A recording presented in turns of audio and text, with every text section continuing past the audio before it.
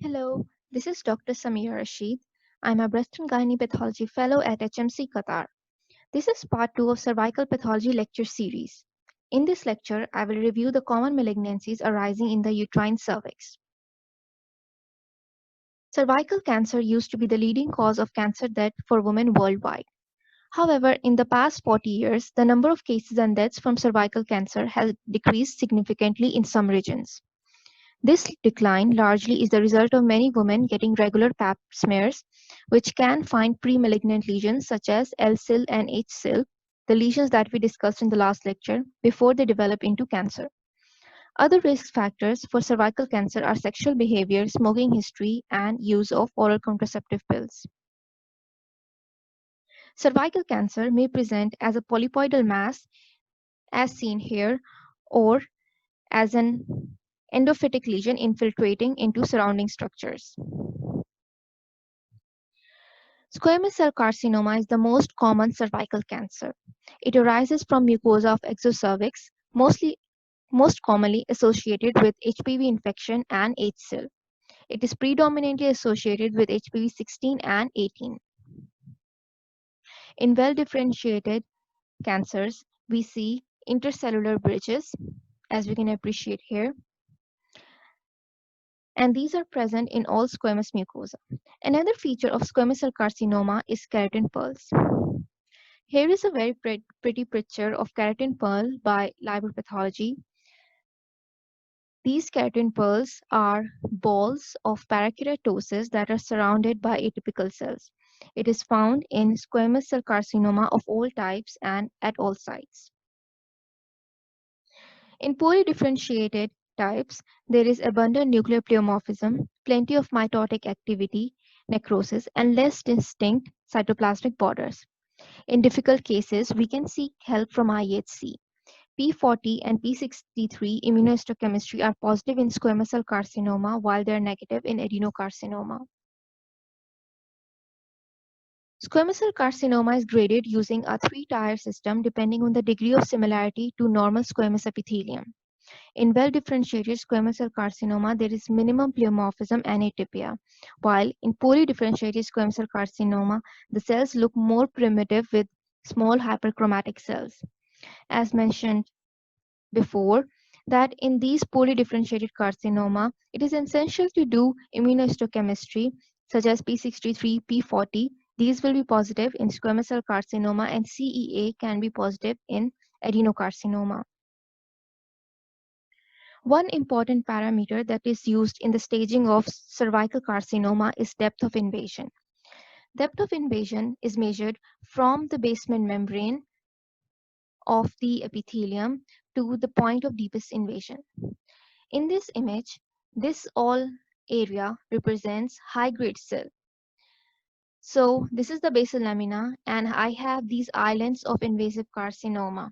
So the deepest island and the distance from it to the basement membrane of epithelium or from the H-sil, this is the distance of depth of invasion. Here again, here I have H-sil and this is the point of invasion. So this will be my depth of invasion. In areas that are ulcerated or where no H-sil can be identified, I will take distance from the basement membrane to the point of deepest invasion. Here, represented by E, is the horizontal spread of the cancer.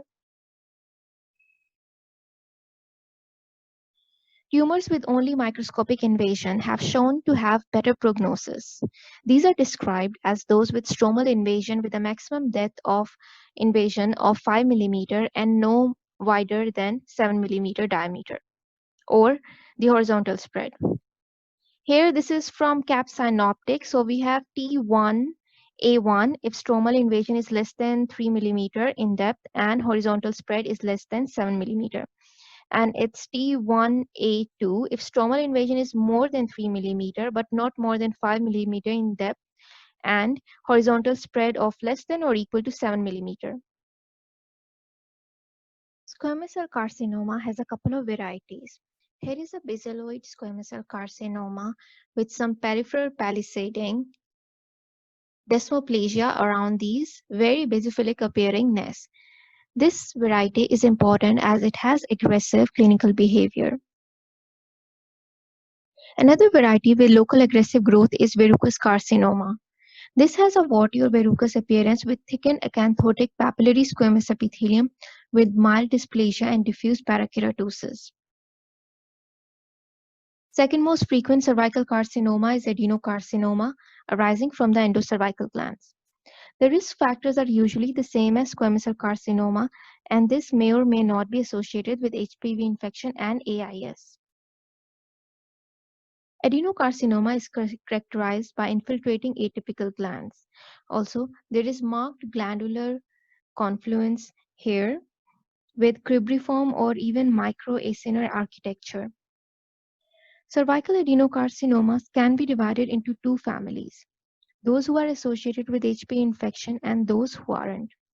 So mucinous intestinal signet ring cell type, willow glandular, and I-SMILE are associated with HPV infection, while gastric, mesonephric, serous, clear cell, and endometrioid are not associated.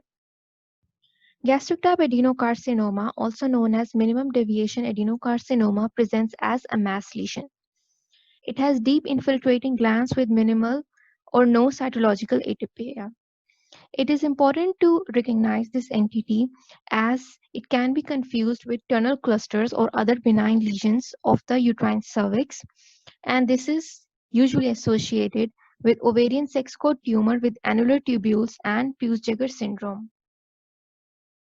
A hot topic these days is another HPV unrelated cervical carcinoma called mesonephric adenocarcinoma. It is thought to derive from mesonephric or Wolffian remnants. It has many histological patterns including tubular, ductal, papillary, sieve-like, or even solid. Quite often we need help from IHC. So this will be positive for GATA3, PAX8, CD10, and negative for ERPR and P16. It frequently harbors the KRAS mutation. This is a rare tumor, however, it is important to recognize it as limited studies have shown worse prognosis as compared to other cervical carcinoma. Another cervical carcinoma is neuroendocrine tumor. It is classified as and graded according to the gastrointestinal neuroendocrine tumors. High-risk HPV is the cause in most cases. The low-grade neuroendocrine tumor has the traditional carcinoid appearance. It has nuclei with salt and pepper appearance and moderate eosinophilic granular cytoplasm.